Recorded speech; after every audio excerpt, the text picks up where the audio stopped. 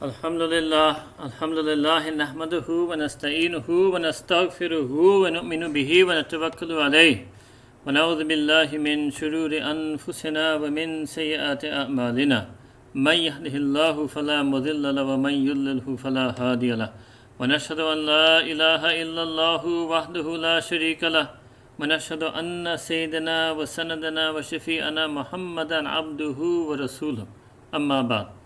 أعوذ بالله من الشيطان الرجيم بسم الله الرحمن الرحيم لقد خلقنا الإنسان في كبد صدق الله العظيم اللهم صل وسلم وبارك وارحم على عبدك ورسولك سيدنا محمد النبي الأمي وعلى آله وسلم تسليما.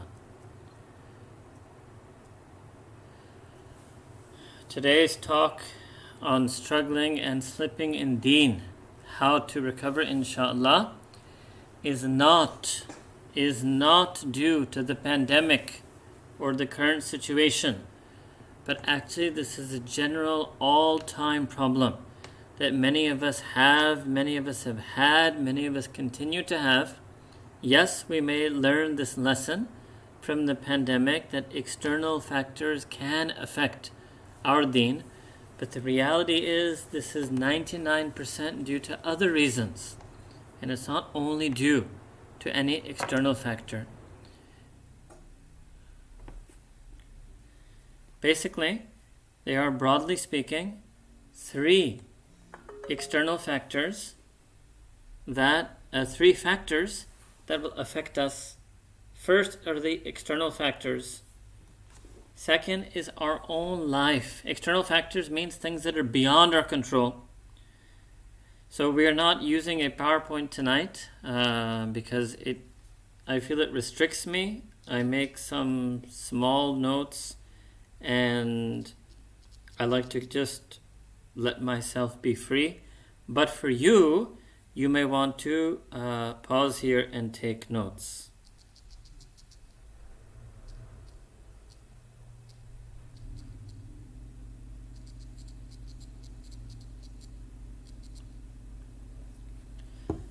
So there are three factors. One are the external factors that are beyond our control, such as the pandemic. The second thing is our own life, our own lifestyle, things that are in our control. And the third thing is really simple. It's nothing. It's none of these two things. It's neither any external factor, nor does our own life. It is simply our own laziness. And I would go further and say that the reality is that any external factor, anything in our life, out of our control, in our control, simply triggers this laziness. And if we can overcome that laziness somehow, then inshallah we will be fine and we will remain on our deen, whether we are in good times or bad. So there are basically three kinds of struggle. The first is that we perceive ourselves to be at a standstill. And this can only be temporary. This is itself an illusion or a delusion. The reality is that there's always motion when it comes on deen. Either you're moving forward in deen or you're moving backward in deen. Overall, there may be a day, a moment, a short period of time where a person may think, I am stable. But the only real way to maintain that stability is to keep moving forward. This is why Allah subhanahu wa ta'ala has taught us that our deen is as-sirat al-mustaqim. It is a path. A path is meant to be traveled on. A path is meant to be journeyed. There is no sense of being stationary, pausing on the path. Yes, the reality is that many times not only do we pause, we slip and we slide and we fall and we fail and we regress on the path. Inshallah, we're going to talk about all of that. But the reality of the journey is not that we're going to reach some station in our life where I'm doing just fine, or I'm going to reach a station in my life where I'm content and all I have to do is maintain this level of deen. Because that itself is a delusion. If at any moment we become content, happy, satisfied with our level of deen, that means we have a false delusional sense of attainment, accomplishment, and achievement, And that alone can be a sabab and a cause for a person to slip, slide, struggle, and fail and collapse in their deen. In fact, I would even say that we should not even be trying to track our progress. And yes, maybe sometimes for a novice in deen, there may be some system that tries to identify, benchmarks and signposts, but the reality is that me and you should not even be tracking our progress. Like when we travel somewhere with our children, you don't want the children to keep asking how much longer, how much farther. What do you tell them? You tell them just enjoy the ride. Just forget how far it is. Forget how much longer it's going to take. Stop being obsessed with tracking the progress. Focus on the journey. So this is very important. A second thing is that actually many times we struggle to move forward. It's not all of these things are just words. I'm just building up, inshallah. I'm just mapping out the landscape. It's just words. I'm just using descriptions. Because otherwise it's very easy to say, you should always move forward, but this is precisely where we struggle. We struggle to move forward. We have lack of a'mal, lack of good deeds, lack of ibadah, lack of worship, lack of akhlaq, lack of character. And then we become demotivated. Again, when we're tracking ourselves, we're aware of ourselves, we do muhasabah, we're self-aware, even if we're better and we become self-critical, sometimes that can demotivate us. So then a person, they start praying very fast, or they even skip the sunnahs, they leave all the extras they used to do, recitation of Quran, dua, anything. Then they even may start missing their salah. So they need motivation. They know they have to struggle, but they don't know where to begin because there's a spiritual aspect to it, there's an emotional aspect to it, there's a practical aspect to it. So one way you will get motivation is from without, and there's another way to get motivation from within. If you're going to try to seek motivation outside yourself, then you need to find good people who give you good energy and who themselves have good character. So I'm using all these words deliberately. Good people, they're good in deen and good in personality. And they give you good energy. Some of us were not able always to get good energy from people that are good. So there may be a person who's wonderful, but their company doesn't move me. Their word doesn't motivate me. That's definitely a problem in me. They're good. They have taqwa. They are pious. They're salih. But it doesn't affect me. Alright? And there may be a second thing, that person may be good on their deen. They may be accomplished in ilm, in dhikr, in dawah, etc. And I may actually be getting good energy from them. I actually get motivated. But that person doesn't have good character. So that's a dangerous situation. Because when I look at their goodness and I look at the good effect it has on me, I may become closer to that person, but then I'm going to get hurt by that person because they don't have good character.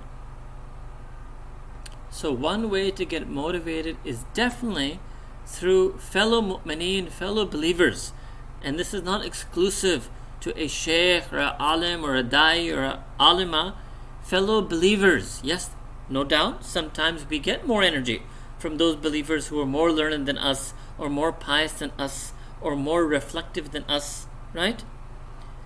And definitely you will inshallah get good energy from believers who have better akhlaq, sifat, better characteristic, better attributes than us. But whether you get good energy, and I don't want to keep using this word, but you get a good effect in your heart from them, it's important in our deen to love the lovers of Allah subhanahu wa ta'ala, to love the goodness in good people, to love the good character in good people, without feeling hatred and spite and malice for the flaws that any and everyone may have.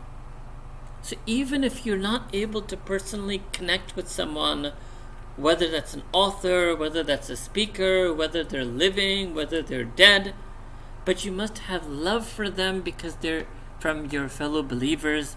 You must love them as you would love someone from the ummah. We must love them because they're makhluk, they're creation of Allah subhanahu wa ta'ala. So that's the first check. On the flip side, you have to avoid bad energy from what today often people refer to as toxic people. You have to stay away from hate and the haters. And these are also, unfortunately, increasingly widespread in the ummah. They're like the shayateen of ins, and they afflict every locality, every community, every effort of deen. So we have to stay away from that bad energy and make sure that we never let that come into us. And they will spin all types of false narratives to justify their spite, their hatred, their enmity. So getting motivated from external sources is a delicate matter. There's a second type of motivation, which is to get motivated from your own inner self, from the reality that I'm actually not just struggling, I'm not just slipping, I'm crashing. And that's really what I would have liked to have titled this: crashing in Deen. I'm crashing. So let's open that up. What does it mean to crash in Deen? And then I think we'll realize that all of us are crashing.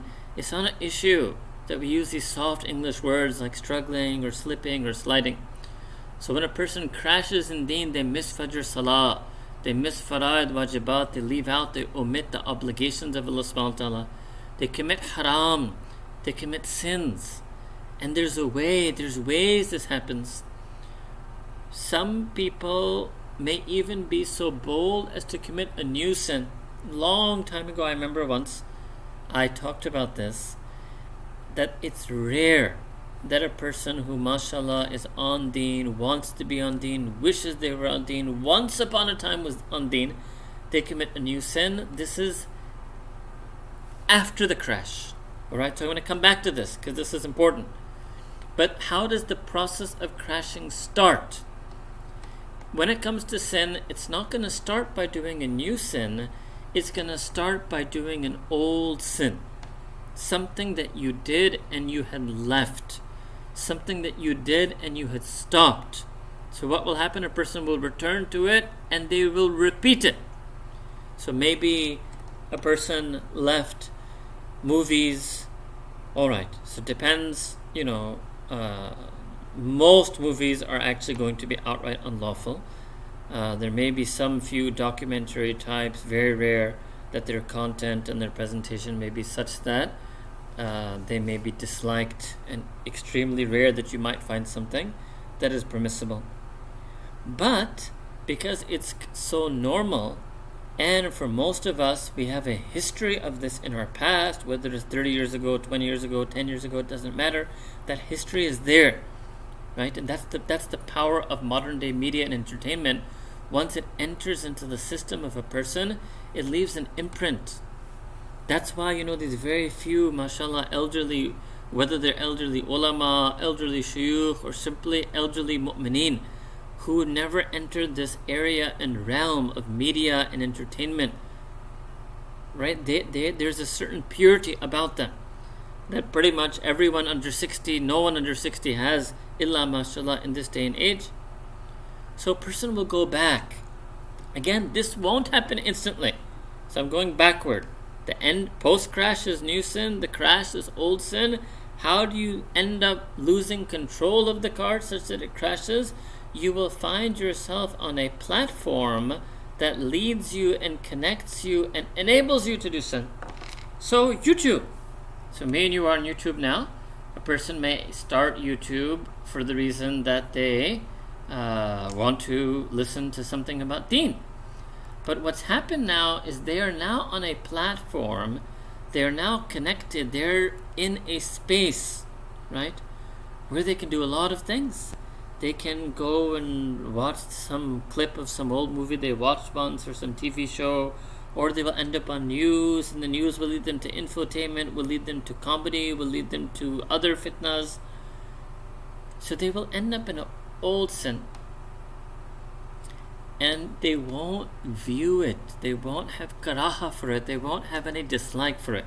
And I'm going to explain a bit later also why that happens. So this is how a person slips, slides, crashes, and burns. Burning is when you actually do outright new sin. Some sin that you actually never did before. Okay. Then when it comes to struggling, slipping, and crashing in terms of lack of a'mal, So the first thing that will happen is you lose less sunnahs, nawafil, less optional acts of worship. Then you will lose all of the optional acts of worship. Then you will have less quality in the faraid and wajibat. Then you will have less quantity, means you will start missing the faraid and wajibat. Then you will start losing faraid and wajibat. Then what happens after that is you get less sifat. Your sabr goes down, your shukr goes down, your haya goes down, your dhikr goes down, your tahammul goes down. So in English it means your gratitude goes down, your patience goes down, your forbearance goes down, your dignity goes down, your modesty goes down, your compassion goes down, your gentleness goes down, your humility goes down, your attributes. And what are these? These are what are called sifat of iman. They're the attributes of iman. So when the sifat, the attributes of iman go down, then they keep going down, and then the a'mal, the actions of iman had already gone down, and then the actions of ghafla and heedlessness had gone up, then your very iman, the iman itself starts to become weak. And this is that state then of weakness of iman, where a person crashes and burns and sees no way out to recover. They know the steps, they know the words, I have to do mujahada, I have to struggle, they know all of that. They've heard it many times, they've scripted it for themselves. They know any and all plans of action, but they've crashed and burned. Their very iman has become weak. I mean, just think, like, if a person is physically weak, maybe they have like a PhD in physical therapy, it doesn't matter. They may know all the exercises, they know all the techniques, they know all the regimens, they know so many things about fitness. But if they themselves are weak and bedridden, what benefit does all that knowledge give them? So what happens when we crash, when we as believers crash in our very iman, that's what happens. We know there's Quran al-Kareem, there's tilawat, there's du'as, there's sunnah, there's istighfar, there's salawat. We know all the regimens, all the exercises, their names, their descriptions, the actions, the details, but we can't do it. Why? Because our iman has become weak. Allahu Akbar Kabira. That's now let's start talking a little bit after having, described this picture, mapped this landscape. Let's start talking about the recovery. Because I want to start here from the crash. I want to start from the weakness of iman. Because for most of us, I'm not giving this talk and you're not listening to this talk because our only problem is that, I miss the Hajj once a month and that's my slipping. No. We are crashing. It has nothing to do. You cannot blame it on the pandemic, the situation. No. We are crashing because we allowed this laziness and apathy to lead us down a path where we became weak in our very iman. It's the first step to recover. And this is just some ideas I have. There can be many paths to recovery. Alright? The first step is to acknowledge this weakness of iman. Don't think it's the pandemic. Don't think you can fix it. Don't think I know everything. It's just a matter of time. If I want to tomorrow, I can change. No. Acknowledge the weakness and acknowledge the ability to do anything about that weakness. Acknowledge that I've crashed and I have no ability to struggle and strive.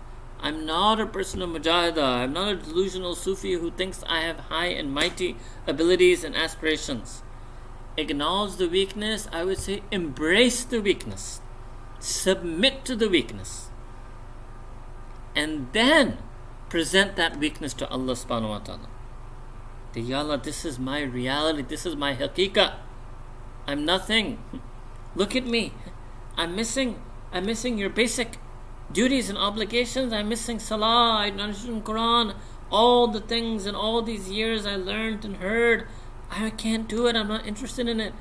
This is the real me. And I think any and all times where I actually was doing anything, you were sattar, not just on my sins, you were sattar on the real me, which is the lazy, disinterested me. And you cloaked me in the apparent outward and also manners of the salihin and ibad, and you made me. I didn't. You made me do these ibadat and this salah and Quran and have good attributes, and you made me have modesty and have patience and have gratitude and compassion. And me, this is the real me coming back. This is the real me inside. So Ya Allah, I'm turning to you, Allah subhanahu wa ta'ala. I have no plan of action. I have no strategy. I have no therapy program. I have you. You, Allah ta'ala, you are my strategy. You are my recovery. You are my guide, Al-Hadi. You are my everything. I'm da'if, you are Al-Qawi. I am the inherently, ultimately weak, and you are that being of absolute ultimate might and power. This is the first thing.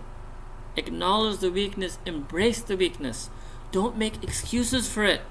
That, oh, I need my space, or I'm setting borders around myself, or I need time, or I'm taking a step back, or I'm getting perspective. No, all those words can be true, but that's not a justification for crashing in Deen. If you're not crashing in Deen, you can have all the borders you want, all the space you want, all the perspective you want, all the me time you want, all the family time you want. You can have all of that, but not at the cost or expense or to justify crashing in Deen. No, there's none of that. It's not my me time. It's not me finding myself. No. It's my weakness. It's my reality. Acknowledge it, embrace it, and then present it to Allah subhanahu wa ta'ala. Okay, how does one present it to Allah subhanahu wa ta'ala? Now, without any strategy, action, plan of tawbah, the feeling of tawbah, ruju ilallah,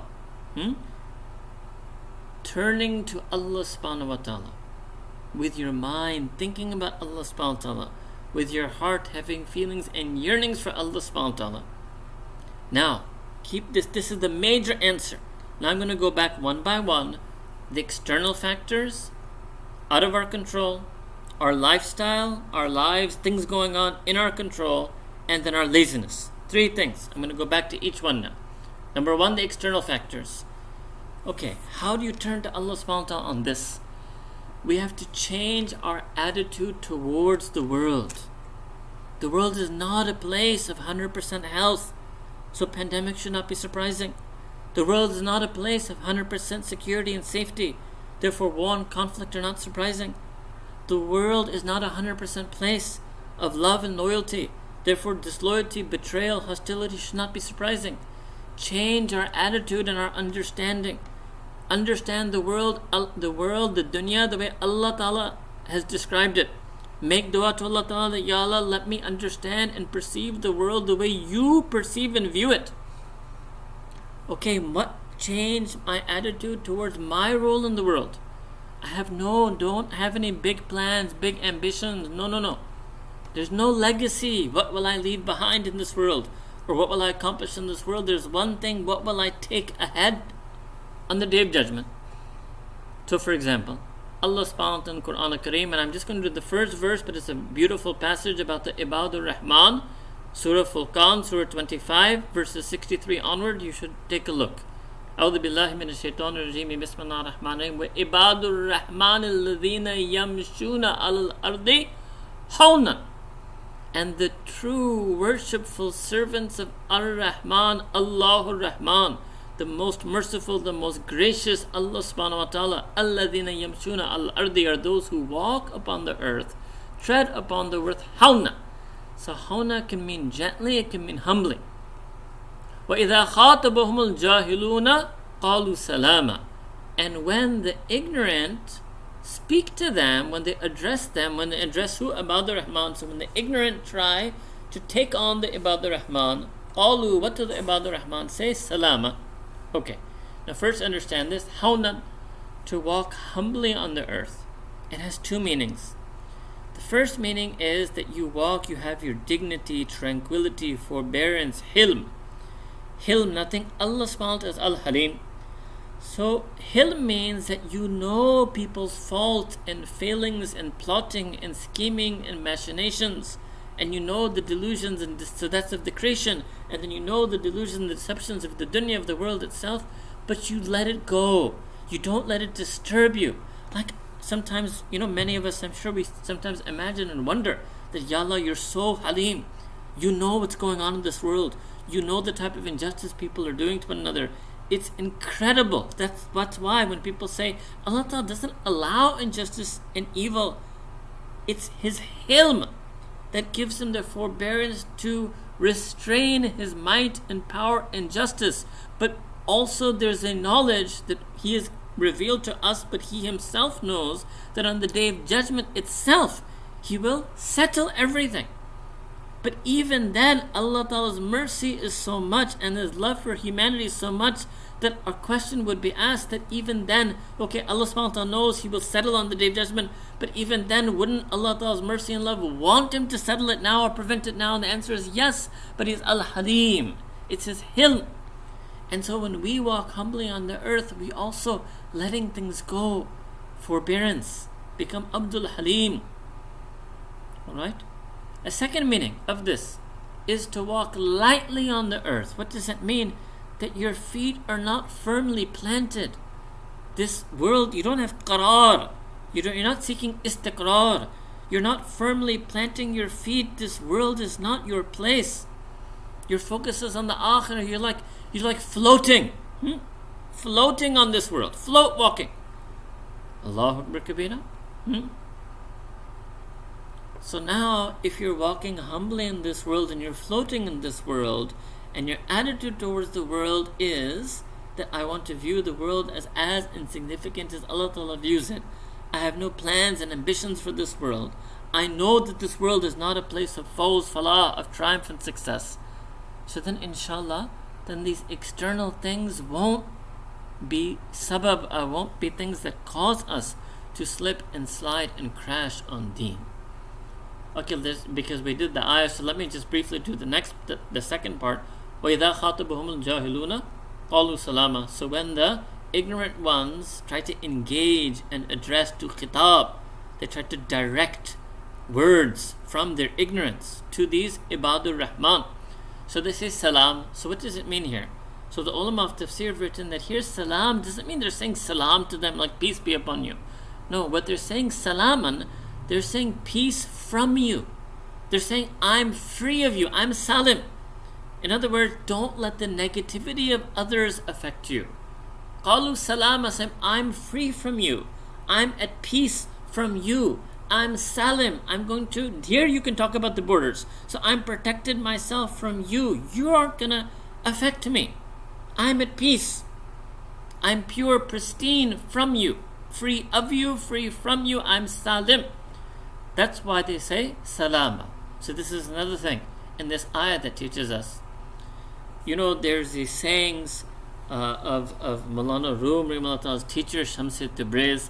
Allahu Alam, I don't know how authentically they're transmitted textually from him, but sometimes you read them in books, and those things that seem interesting and definitely seem to capture the heart and soul of the Quran and Sunnah, and definitely, alhamdulillah, have nothing against the Sharia, we share them.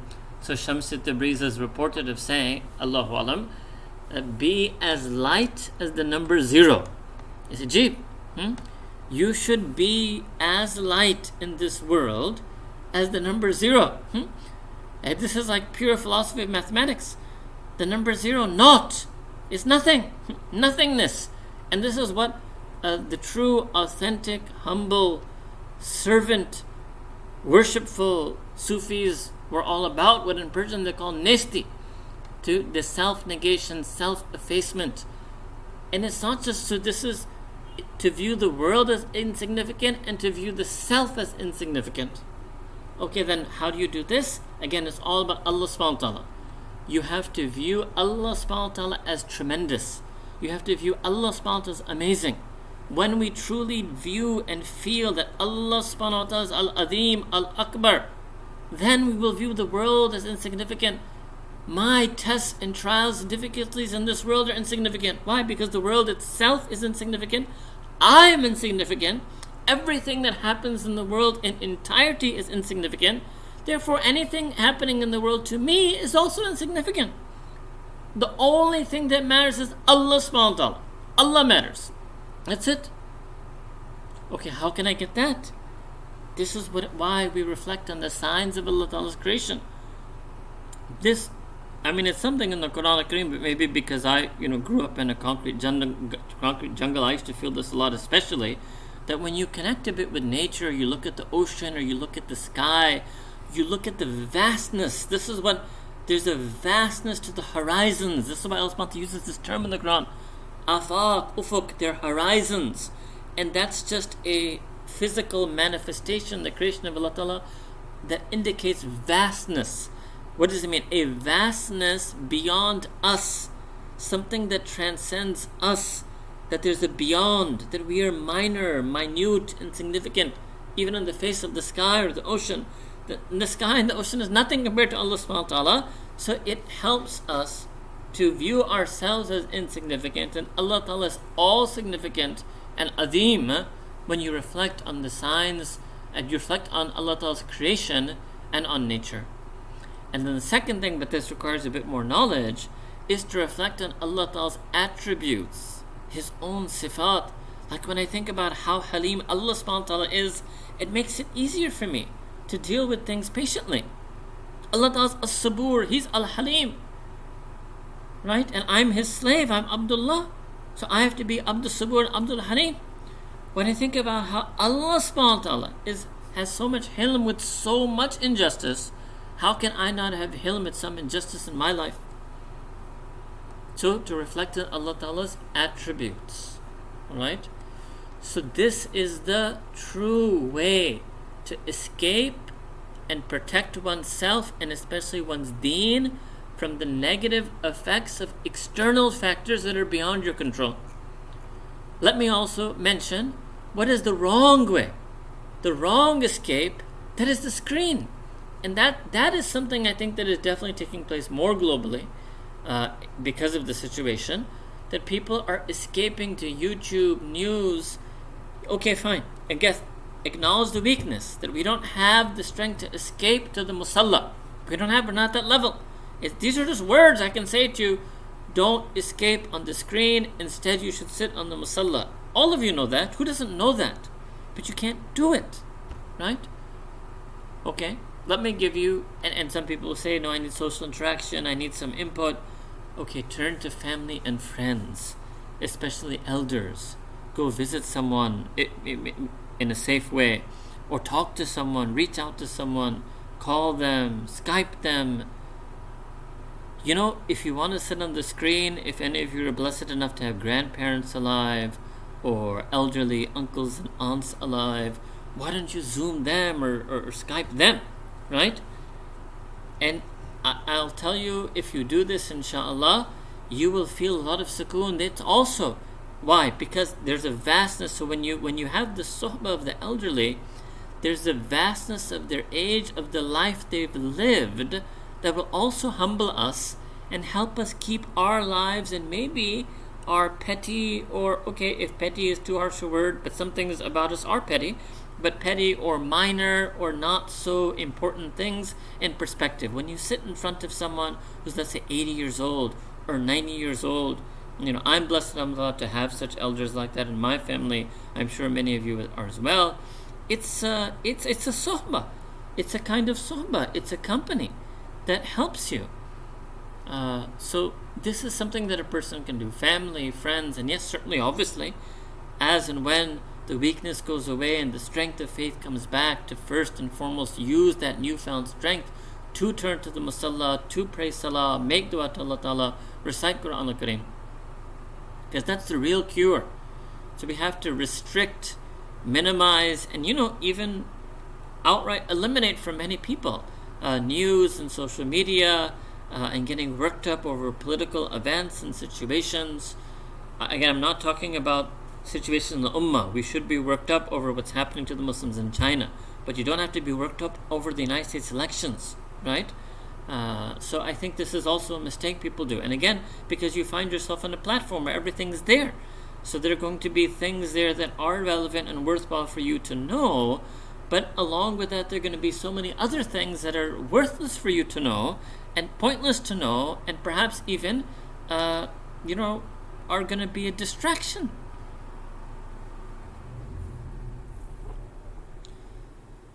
So this is a little bit of what I wanted to talk about, the external, out of our control. Now let's talk about things in our own life, our own lifestyle, our own choices, but are actually many times in our control, some are entirely in our control.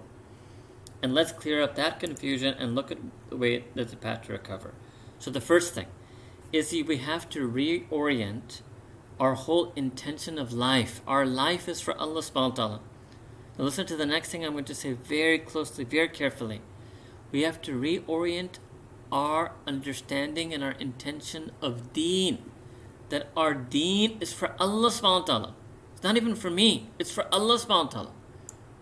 It's not even for my salvation. It's for primarily, first and foremost, for Allah ta'ala's pleasure.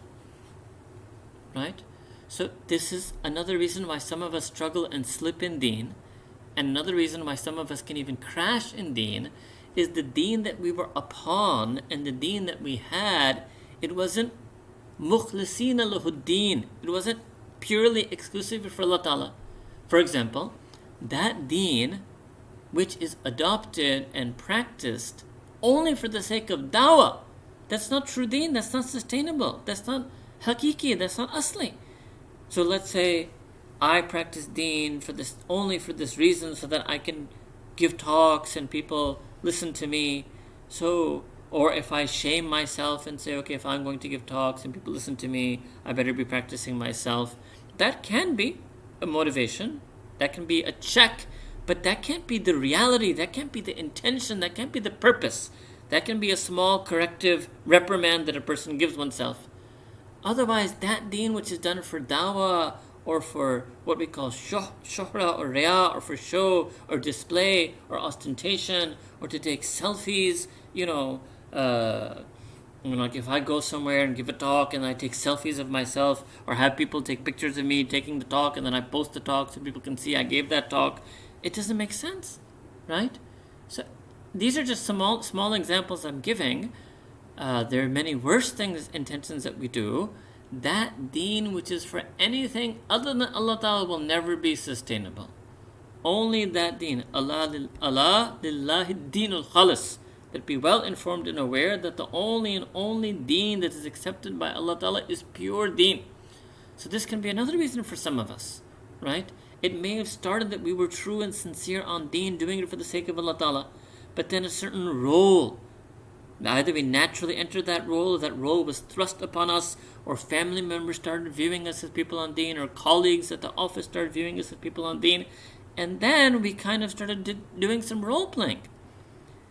And maybe we even went further in Deen while doing some role-playing. You'll eventually struggle, and you will slip, and you will crash from such a type of effort on Deen.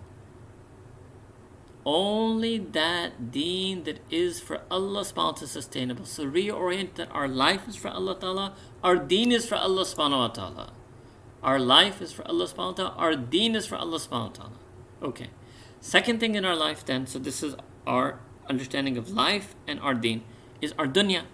So things that happen to us in our worldly life, right? Okay. So yes, many of us will have difficulties, trial, test, and tribulation. And we gave a whole talk on this once. I don't want to repeat all that. I can just refer you to that. But it's important to remember that everybody gets trials and tribulations and tests in our life, right? So, okay, I'll just mention a couple of things from that I remember, especially from that, which are from Quran al-Kareem. So Allah subhanahu wa ta'ala, for example, Allah subhanahu wa ta'ala says in Quran al-Kareem, A'udhu billahi minash shaitanir rajeem, Bismillahir Rahmanir Rahim, Wa asa an takrahu shay'an wa huwa khairun lakum.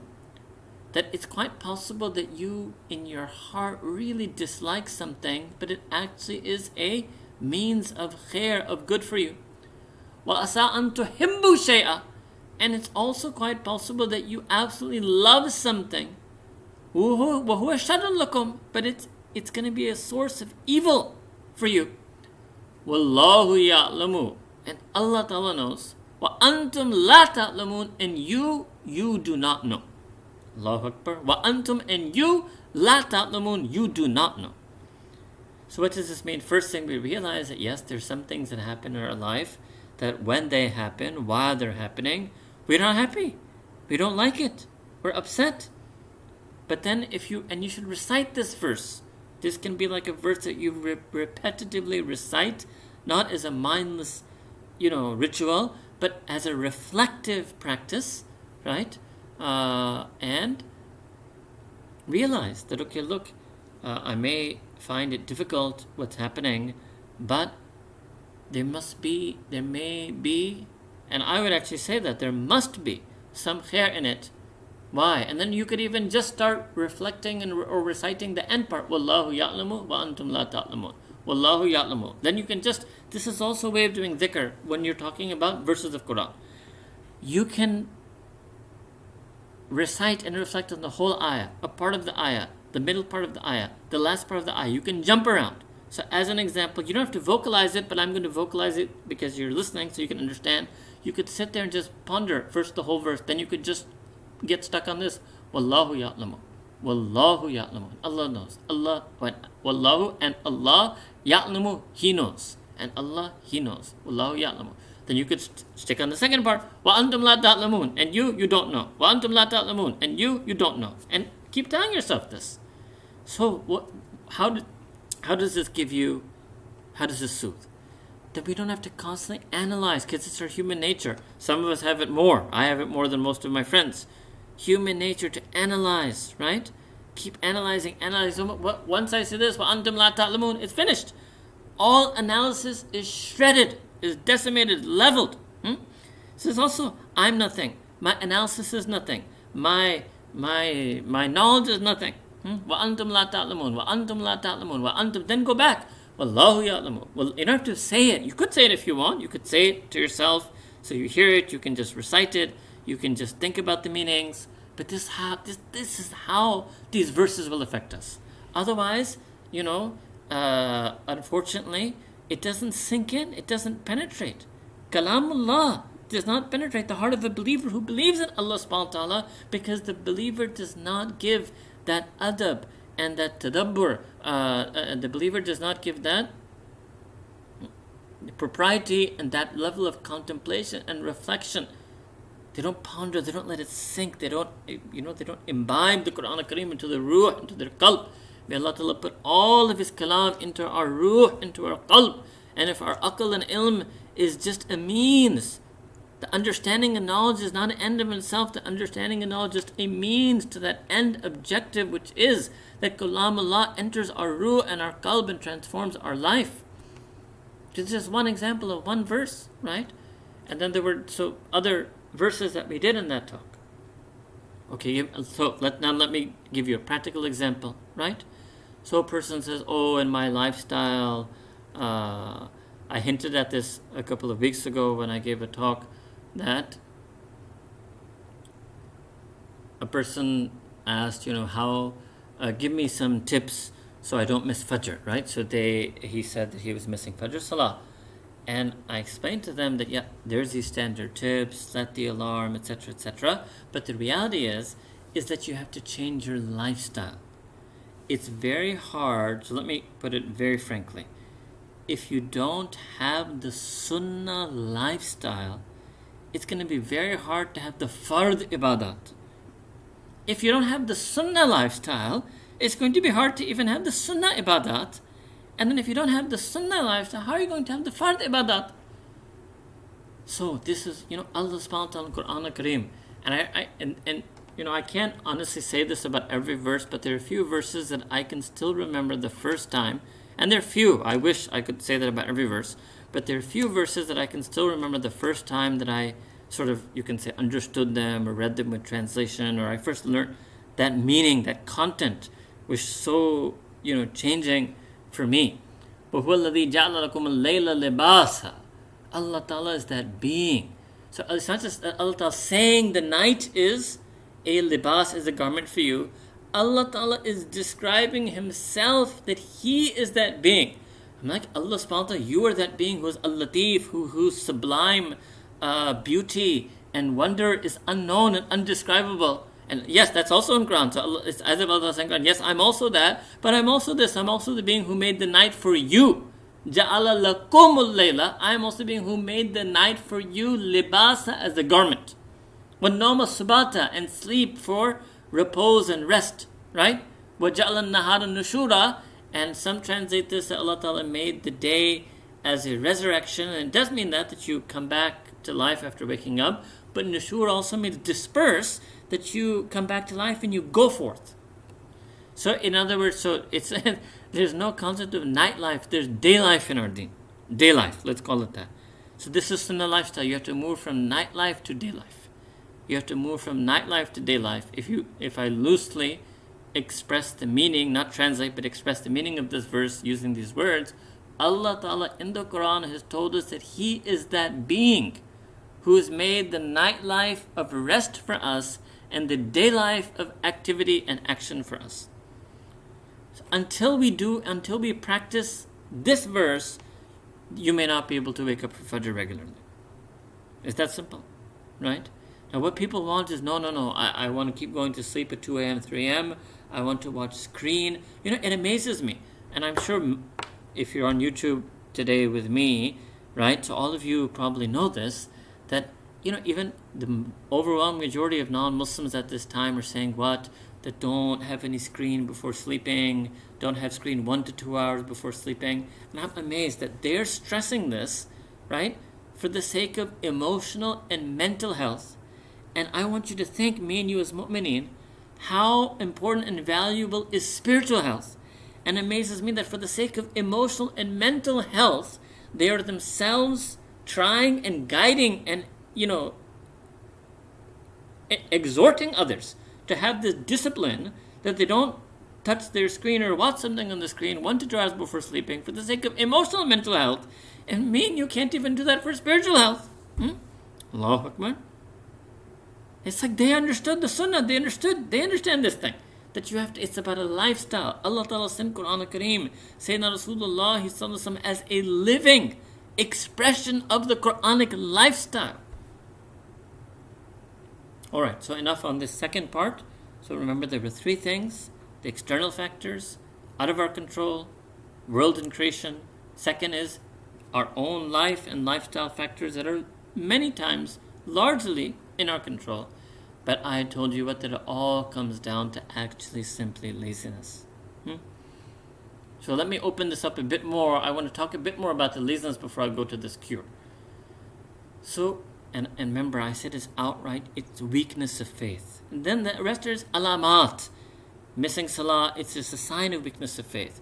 Taking off hijab, it's just a sign of weakness of faith. Alright? Going back to watching things you shouldn't watch or listening to music. I've even had people write that to me. I've gone back to listening to music in the pandemic. It's not the pandemic. Alright? It's weakness of faith. Weakness of faith. So let me open this up. What do I mean by weakness of faith? Number 1, neglecting to act on what one knows to be true. It's not itiqad, in Arabic you say itiqad. It's not a problem in itiqad. It's not a problem in our knowledge and concepts. Right? Alhamdulillah, Allah Ta'ala has kept us on Iman, He's kept us on Tawheed. This is the mercy of Allah subhanahu wa ta'ala, the hidayah of Allah subhanahu wa ta'ala.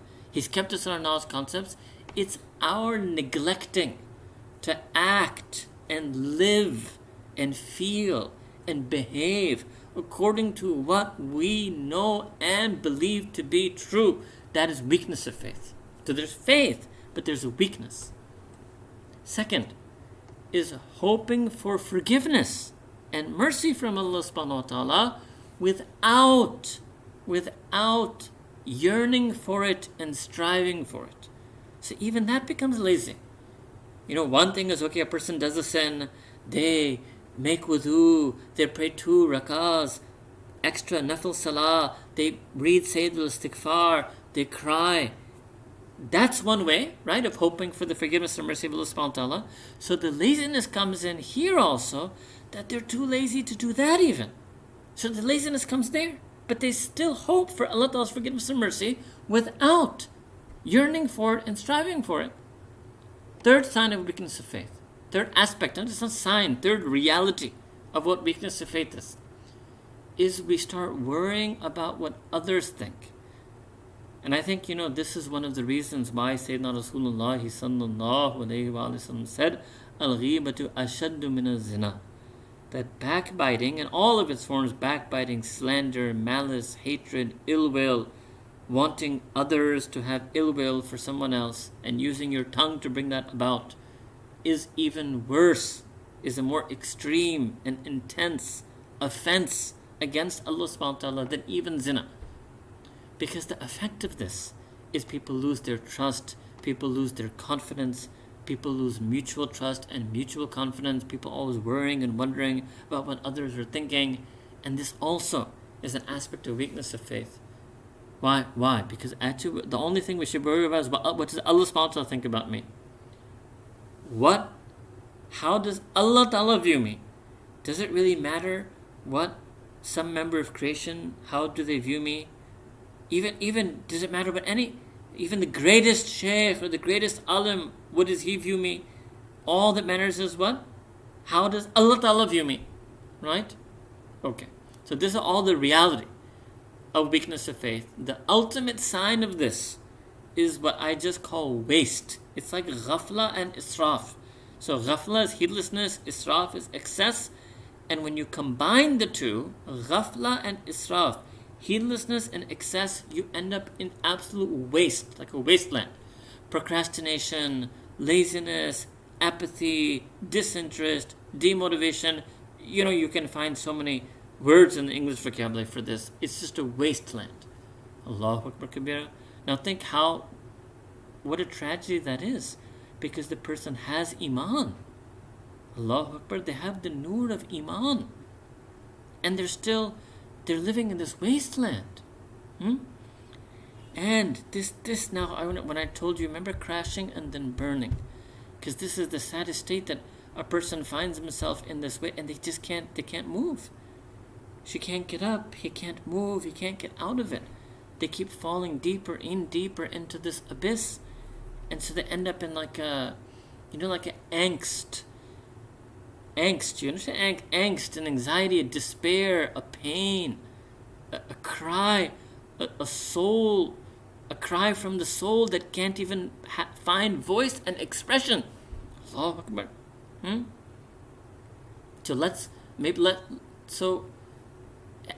then, which is the lowest aspect of the crash, is hopelessness. Hopelessness.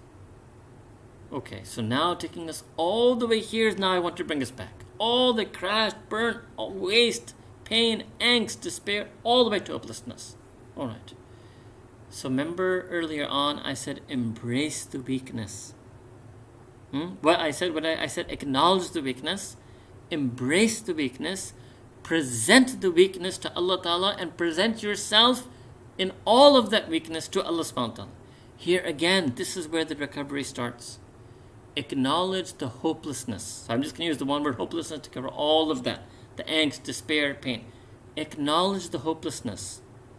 Embrace the hopelessness. Present that hopelessness to Allah Ta'ala. Present yourself drowning in that hopelessness to Allah subhanahu wa ta'ala. Because, alhamdulillah, one thing I've seen, and may Allah Ta'ala keep this always in me and every one of you. One thing I've seen, no matter how far the person crashes, how far they burn, waste, hopelessness, all the words, any words, they never become hopeless in Allah subhanahu wa ta'ala. You might become hopeless in the world, hopeless of the world, hopeless from the world, hopeless from a person, from people, from all creation, from family, from friends. But you've always got that hope in Allah subhanahu wa ta'ala. The taluk with Allah subhanahu wa ta'ala, you have to get personal with Allah subhanahu wa ta'ala. When you embrace the weakness and hopelessness and turn to Allah ta'ala with the weakness and hopelessness, you have to get personal to Allah subhanahu wa ta'ala, to give dua, feelings to Allah subhanahu wa ta'ala. Dua that express your feelings to Allah subhanahu wa ta'ala. And that was another major part of that other talk I gave once on hardship and affliction, which were the du'as of the Anbiya alayhim as-salam. So I'm just going to do a few of those, and then again, a person can find that and listen to that. I don't know where it is, but just a few of those du'as. Sayyidina Rasulullah sallallahu alayhi wa sallam, he said in an authentic hadith narrated by Imam at-Tirmidhi rahimahullah ta'ala, that the dua of my brother Zunnun, yani Sayyidina Nabiyuna Yunus alayhi salam, that the dua of Sayyidina Yunus alayhi salam, remember, La ilaha illa anta subhanaka inni kuntu min al-dhalimeen. The Prophet ﷺ said that that dua is such that no believer will say it for any situation whatsoever except that Allah Ta'ala will answer their dua. So now, using this word I used of hopelessness, this is the way that Nabi Yunus ﷺ presented himself, his feelings to Allah subhanahu wa ta'ala when he was in a state of absolute hopelessness. Right? There's, if you're in the whatever belly of a whale, there's no hope, it's all over. Right? So he turned to Allah subhanahu wa ta'ala in this. Now, this is, so this is Surah Al-Anbiya, this is Surah 21, and the famous dua, La ilaha illa anta subhanaka inni kuntu min al-zalimin, is verse 87. And I'm going to come back to that. But what we often forget, because we focus so much on this, is verse 88, which is the next verse. And what does Allah subhanahu wa ta'ala say there? What happens immediately afterwards? Okay? So, Sayyidina Yunus makes dua. Fanada fi dhulumat. So he turned in munada, he turned out and called out to Allah subhanahu wa ta'ala in the, literally it means the darkness of the belly of the whale, and can also mean the darkness of hopelessness. The darknesses of hopelessness. What? The dua, Allah ilaha illa anta subhanaka inni kuntu min al-zalimin. But then next, فَاسْتَجَبْنَا لَهُ وَنَجَّيْنَاهُ مِنَ الْغَمِّ. Immediately in Quran, in the Wahi, and immediately in reality, when it happened, Allah Ta'ala says, فَاسْتَجَبْنَا لَهُ. And Allah Ta'ala uses the royal we. So Allah Ta'ala is saying that I, Allah Ta'ala, in all my might, my mercy, my knowledge, all my attributes, my essence, every aspect of Allah Ta'ala, the one and only Allah subhanahu wa ta'ala, in all of his attributes and majesties and splendors and wonders, responded to him. And the word respond isn't even a good enough thing. Hearkened to the call, responded to the call, embraced the call, answered the dua. وَنَجَّيْنَاهُ مِنَ الْغَمِّ. And so it doesn't say. Allah Ta'ala is saying that, and we granted Nabi Yunus alayhi salam najat, absolute deliverance, salvation, emancipation, absolute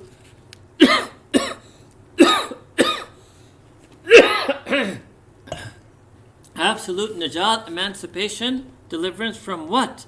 Not the whale, al-gham. From what? From grief, gham. Those of you know Urdu have this word, Arabic, gham.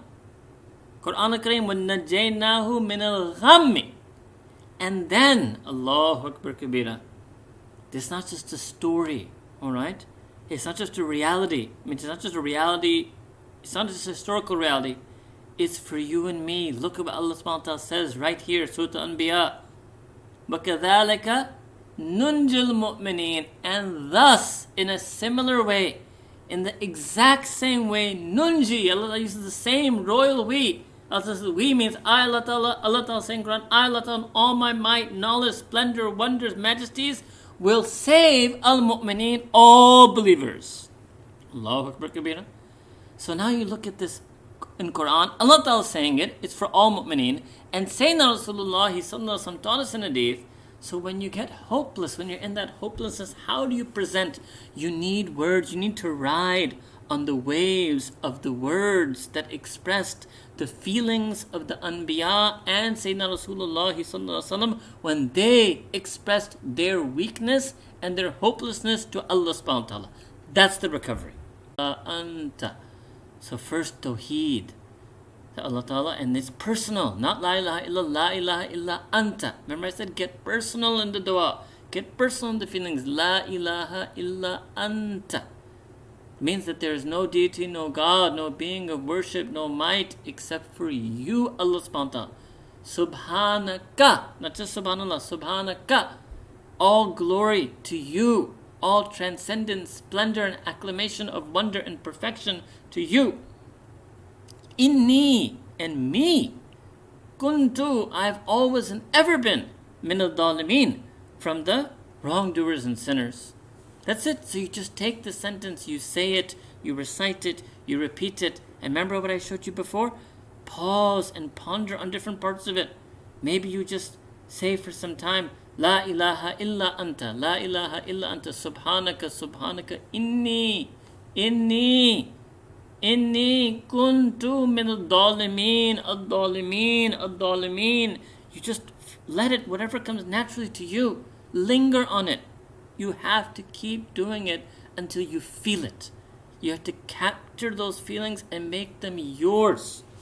And the reality is, when we're in a state when we've crashed, right, that all the things we've described, it's ours. It's very easy. This is the path. That's why the ulama said, the arifin, they used to say that dhikr and dua are khafif, it's light. What did it mean? Dhikr and dua is what you do when you have weakness of faith. Dhikr and dua is what you do when you have weakness and hopelessness. Dhikr and dua is the way you turn to Allah subhanahu wa ta'ala, is the way you recover from these crashes in faith. But you've got to understand the meaning, you've got to feel the feeling. So I personally do it in this order, but there's no order you can do. So I'm just going to do 3, and there are more du'as and longer bayan. So I normally do that first, and then second, so Sayyidina Rasulullah, so this is what Sayyidina Yunus would say, right? Second, what would Sayyidina Rasulullah sallallahu alaihi wasallam himself say? That comes in a hadith, authentic hadith, also narrated by Imam at-Tirmidhi rahimahullah ta'ala, that when Sayyidina Rasulullah sallallahu alaihi wasallam himself was afflicted with a stressful trial, he would turn to Allah ta'ala and say this dua, Ya Hayyu Ya Qayyum Birahmatika Astaghith. That referring to Allah ta'ala, He's Hayy.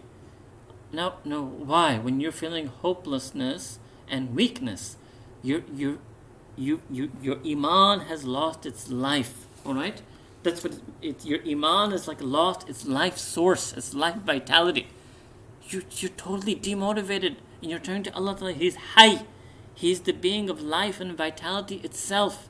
Ya Qayyum, and He's eternally self-subsistent, and He is the means by which all Qayyum and Hayy together also have this meaning intended and sort of, emanating from them, is that Allah Ta'ala is that being from whom, through whom, by whom any and all other life have life and have vitality. So we need this, because I feel a lifeless. I become a lifeless hump of flesh, and my iman is so weak. I can't do anything. I'm not able to do mujahada and struggle and revive myself. I'm completely weak. Ya Hayyu Ya Qayyum, Ya Hayyu Ya Qayyum, Birahmatika Astaghith. It's from and why would you direct this to me? You're Hayy and you are Qayyum. But because of your mercy, your rahmah, your mercy, Astaghith, I seek your help, your power, your succor. Allahu Akbar. And third, and this is the last dua we will do for you for today, is in Surah Al-Qasas, Surah 28, verse 24, is the dua of Nabi Musa alayhi salam. Nabi Musa alayhi salam, so Nabi Yunus alayhi salam. Then second dua was of Sayyidina Rasulullah sallallahu alayhi wasallam. Third is of Nabi Musa alayhi salam. Rabbi inni lima anzalta ilayya min khairin faqir. And again, let yourself linger. Rabbi, my Rabb. Inni, indeed me, I, lima anzalta ilayya, for that which you would send down upon me, min khairin, from some good, faqir. I'm in complete need of. I'm in destitute, desolate, desperate need. To these 3 du'as, they perfectly capture. In the same way, in this dua, you linger and pause and reflect. These 3 du'as are the perfect way to express. That wasn't just fancy words I was saying, embrace and express weakness and hopelessness to Allah Ta'ala. No, this is the way to do it. This is the way to do it. And this is the first path, the first step on the recovery. Then as you recover, I will then just end tonight by mentioning the next steps, but all of us really, we need to begin with the first step. The next step is to do a lot of qadr and shukr. Qadr means to value and appreciate the life and blessings that Allah subhanahu wa ta'ala has given us. Alhamdulillah, we have health. Alhamdulillah, we are not living in places of war and conflict. Alhamdulillah, Allah has given us izzat and honor. There's so much, and all of us know this, but we need to constantly do it. You need to redo it. When? Again, in that state of weakness and hopelessness. And then do shukr. Qadr and shukr, they go together. As soon as you appreciate, you have gratitude. Appreciation, gratitude. Appreciation, gratitude. Then, the next thing is Quran al-Kareem. The way back after this initial.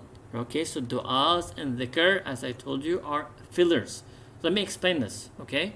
So dua and dhikr, when we say it's khafif, it's for when you are too weak to turn to Allah Ta'ala through salah and Quran. So understand it as that, use it as that. Dhikr is not have the highest rank. The higher rank is for Quran and salah, but dhikr is what we use. Alright? Oh yeah, that reminds me there was another one. So let me go ahead and tell you. Inna lillahi wa inna ilayhi raji'un. Okay. So this is a particular one. I'm going to teach you this in a particular way. Share this with you in a particular way. Sometimes we feel that the difficulty is my fault. Right? This is a different type of feeling now. That I've crashed in Iman and it's not external, not my life. It's not even just my life. It's my fault. I did something. I messed up. I did some sin. I made a mistake. It's my fault. I didn't crash or slip. I drove off course. It's my fault. So this is a particular thing. This was I forgot to do this. It's very important because many times we will have that feeling. And we'll say, well, that's why I'm hopeless because it's my fault. This is why I have no hope. It's my fault. Okay. So question is that if this difficulty, hopelessness that I'm in, I have weakness of Iman, crashed, it's my fault, then will Allah Ta'ala still help me? Yes. Will Allah Ta'ala still help me? Yes. Allah Ta'ala says in Quran al-Kareem. Okay? First let me give you the verse which says it's our fault. وَمَا أَصَابَكُمْ مِن مُصِيبَةٍ فَبِمَا كَسَبَتْ أَيْدِيكُمْ. That whatsoever befalls you in manner of musibah, of difficulty and trial and tribulation, it is but entirely due to what you have committed and earned through your own actions and doings. وَيَعْفُ عَنْ كَثِيرٍ. And in fact, Allah Ta'ala had already forgiven and pardoned so many of those doings. Alright. Okay. So now look at these key words here. Key words. وَمَا أَصَابَكُم مِّن مُصِيبَةٍ. Alright. Now, this is one verse of Quran al-Kareem. Okay, now I'm going to show you another verse. Another verse in Quran. So this was Surah 42, Surah Shura. If I'm not mistaken. Because I want you to actually see this or later be able to see this in Quran al-Kareem. Yes. Okay, so verse number 30. So 42, 30. Alright. Now go back earlier in the Mus'haf to Surah al-Baqarah. Okay, now if you go to Surah al-Baqarah verse 156, you will see these same words and then the most important sentence which I just told you. Okay, inshallah, when you see this and you go back and look at this yourself, you will enjoy this. Okay. So what does Allah say? Surah Al-Baqarah, Surah 2, verse 156. الَّذِينَ إِذَا أَصَابَتْهُمْ مُصِيبَةٌ. And those people to whom any difficulty afflicts them, قَالُوا إِنَّا لِلَّهِ وَإِنَّا إِلَيْهِ رَاجِعُونَ. What do they say? This is all they do. They say, إِنَّا لِلَّهِ وَإِنَّا إِلَيْهِ رَاجِعُونَ. The two, we are from, indeed we are all to Allah subhanahu wa ta'ala, we are from Allah ta'ala, we belong to Allah ta'ala, and we will return to Him. Alright. So now look, now combine these two verses. Difficulty is my fault? Yes, Allah ta'ala said that whenever, وَمَا أَصَابَكُم مِّن مُصِيبَةٍ فَبِمَا كَسَبَتْ أَيْدِيكُم. So it is my fault. But then Allah ta'ala told me whenever that happens, whenever difficulty comes to me, and yes, it's because of my fault, all I have to do is say this sentence, Inna lillahi wa inna ilayhi raji'un. Again, remember I told you people make the mistake, they don't look at the next ayah. So this was Surah Al-Baqarah, verse 156. Look at the next ayah, 157. Ulaika alayhim salawatum min rabbihim wa rahma wa ulaika humul muhtadun. Allahu Akbar. All they said is a sentence. The difficulty is their fault. The problem is their fault. It's all their fault that they're weak in Iman. It's all their fault that they crashed. And all they had to say was this, Inna lillahi wa inna ilayhi raji'un. And then Allah Ta'ala says what in the next verse? That these are the people, alayhim salawatum min rabbihum. They will have salawat from their Rabb. Allah Ta'ala will send blessings upon them. Wa rahmah. And Allah Ta'ala is saying, who is He? Min rabbihim. He's saying He's their Rabb. Not min Allahi. Right? Allah Ta'ala doesn't use that tense form. From their Rabb. He makes it personal. These are the people who, the ones who did difficulty, are difficulty because they messed up all they said. They did ruju ilallah. Allah Ta'ala says that I'm their Rabb and I send salawat on them. Wa rahmah, and His mercy. Wa ulaika humul muhtadun. And then Allah Ta'ala will send them hidayah and now give them tawfiq to follow that hidayah, which is called muhtadun. Allahu Akbar. It's another major sentence to say. Right? So we had above, remember, La ilaha illa anta subhanaka inni kuntu minadh dhalimin. Right? That was the first one we did, and now this is the fourth one. Inna lillahi wa inna ilayhi raji'un. Same thing. You ponder on it, reflect on it, taste it, feel it, experience it until you are expressing it to Allah Ta'ala from your qalb and ruh, from your heart and your soul. Alright? Okay, now let me show you another beautiful thing. Alright? Okay. Because it's just, this was actually a very important thing that I prepared. Allahu Alam, I just kind of stumbled on these connections for all of you and your ikhlas and preparing this. So I want to show this to you. All of this is just about inna lillahi wa inna ilaihi raji'un. Okay, now go back. Surah Baqarah, surah number 2, verses 45 to 46. So there was another way out, right? That Allah Ta'ala has taught us in Quran, but that me and you are often too weak to do. What is that? وَاسْتَعِينُوا بِالصَّبْرِ وَالصَّلَاةِ. Seek help from Allah Ta'ala with sabr and salah. But this is what most of us say, that no, I'm impatient, I have anxiety, I'm hopeless, and I can't salah, I can't make extra prayer. So Allah Ta'ala also said, وَإِنَّهَا لَكَبِيرَةٌ إِلَّا عَلَى الْخَاشِئِينَ. And indeed doing so, seeking the help of Allah Ta'ala from sabr and salah, is kabira, is enormously difficult and weighty upon people, except on those who have fear of Allah subhanahu wa ta'ala. Okay. Again, now look at the next verse. الَّذِينَ يَظُنُّونَ أَنَّهُمْ مُلَاقُو رَبِّهِمْ وَأَنَّهُمْ إِلَيْهِ رَاجِعُونَ. And who are those people who are khashin? Who are the people who fear Allah Ta'ala, who will have the strength to turn to Him in sabr and salah? There are those people who their idea, their concept is that they're going to meet their Rabb, وَأَنَّهُمْ إِلَيْهِ رَاجِعُونَ, and they will be turning towards Him. So what does this mean? When you recite Inna lillahi wa inna ilayhi raji'un, number 1, you will get the salawat and rahmah and hidayah and tawfiq to follow hidayah from Allah Ta'ala. And second, you are expressing that you are going to meet Allah Ta'ala and you return to Him. You're doing expression of verse 46, الَّذِينَ يُظُنُّونَ أَنَّهُمْ مُلَاقُو رَبِّهِمْ وَأَنَّهُمْ إِلَيْهِ رَاجِعُونَ. Therefore you become khashin, and therefore you will get the strength to have sabr and salah. So now practically what does this mean? That after making these dua and zikr, remember I told you it's a means to the asl.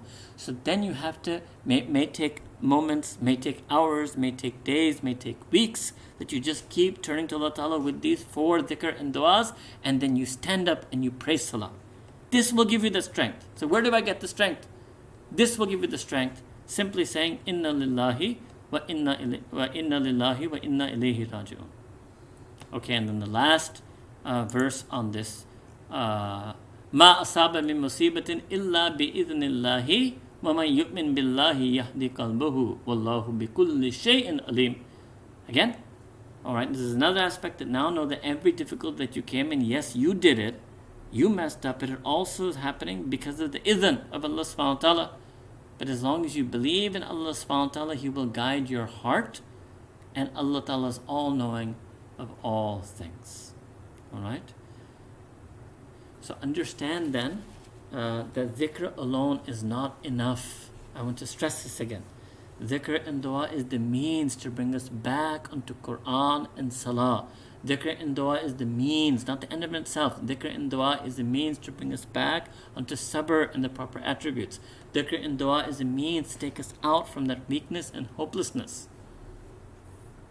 And as you get that strength, you have to do that, recite Quran, feel Quran, ponder upon Quran, listen to Quran, get the feelings of Quran al-Kareem.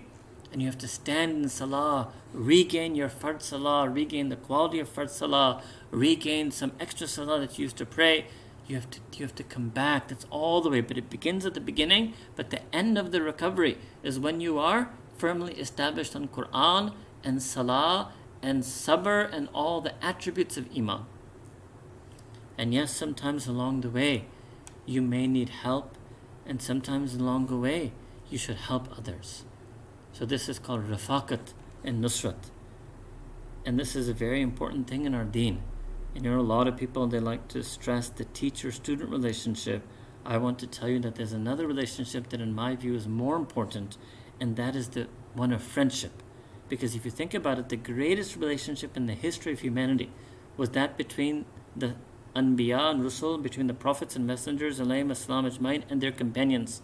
And obviously the greatest of that was between our Prophet Sayyidina Rasulullah sallallahu alayhi wasallam and Sahaba Kiram radiallahu ta'ala ajmain. But people often skip what I feel is the second greatest human relationship, and they go to the third one, which is teacher-student, Sahabi, Tabi, Shaykh, disciple. That's number 3. There's number 2 is what? Sahabi. The second greatest, the single most greatest relationship in the history of humanity was Nabi Sahabi. The second greatest relationship was Sahabi. That's called Rafaqat. That's what tawasaw bil haqqi wa tawasaw bis sabr. That's ad-deen nasiha. That's ta'awunu al birri wa taqwa. So your friends and fellows and companions and associates, yes, some may be a bit quote unquote senior to you, whether in age or knowledge or piety, some may be a bit junior to you, but it's a fellowship. And this is the most important thing. And I see this in Sahaba, I see that in the great ulama of Deoband, I see that in the Khulafa of Shaykh Ashraf Ali Thanvi, and I find that absent in most places today. Most places today, instead of fellowship and companionship, you find rivalry and envy and enmity. So try to find good companions.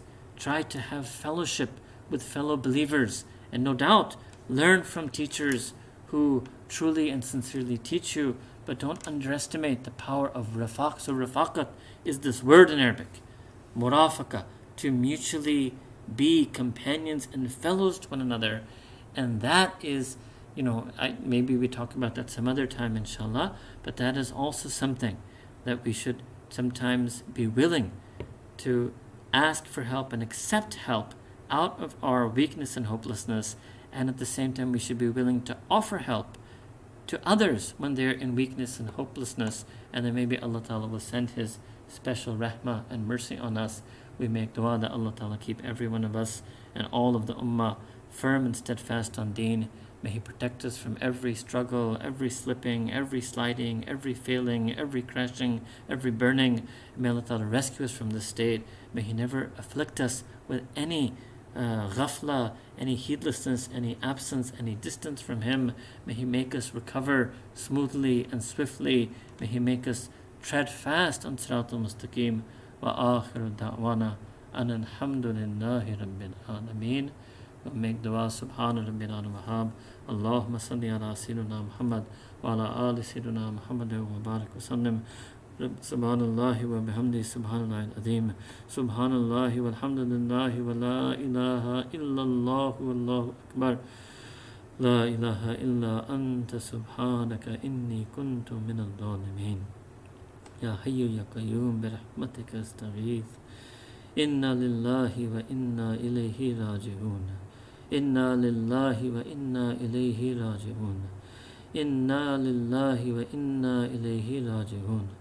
ربنا لا تزغ قلوبنا بعد إذ هديتنا وهب لنا من لدنك الرحمة إنك أنت الوهاب. Ya Allah Rabbi Kareem, we ask that You forgive us for our sins, forgive us for our heedlessness, forgive us for our neglect, Forgive us for becoming distant from you. Forgive us for having hearts that are empty and absent and missing you. Ya Rabbi Kareem, bring us on the straight path. Ya Rabbi Kareem, drag us on the straight path. Ya Rabbi Kareem, make us go further on Sirat al-Mustaqim. Ya, let us always become near to you, never far from you. Let us always become dear to you, never to be earning your anger. Ya Rabbi Kareem, let us always be on the path of taqwa. Protect us from the path of sin. Ya Allah, take us out from every weakness. Take us out from every heedlessness. Take us out from every misunderstanding. Ya Allah, send your rahmah on us. Send your salawat on us. Send your rahmah on us. Send your hidayah on us. Send your maghfirah on us. Ya Rabbi Kareem, rescue us, Ya Rabb. Ya Rabbi, we have no hope in ourselves. We have no delusions in ourselves. We accept and present every insignificance and weakness and hopelessness of ourselves to you. Ya Rabb, you are Al-Hayy, you are Al-Qayyum, you are Al-Qawi, you are Al-Aziz, you are Al-Jabbar, Ya Allah, you are Al-Ghaffar, Al-Ghafur, Al-Rahman, Al-Rahim, Al-Halim, Al-Kareem. Ya Rabbi Kareem, shower all of your grace upon us, your compassion upon us, your mercy upon us, your forgiveness upon us, your guidance upon us, and upon all of this ummah, Ya Rabbi Kareem. Ya Allah, we have none to blame other than ourselves. Ya Rabbi, we ask that you make the state of the world at ease, make the state of the ummah at ease, grant sukoon to the hearts of the mu'mineen, make us true to our iman, make us practice our iman. Ya Rabbi Kareem, grant us greater and better a'mal, Ya Rabbi Kareem.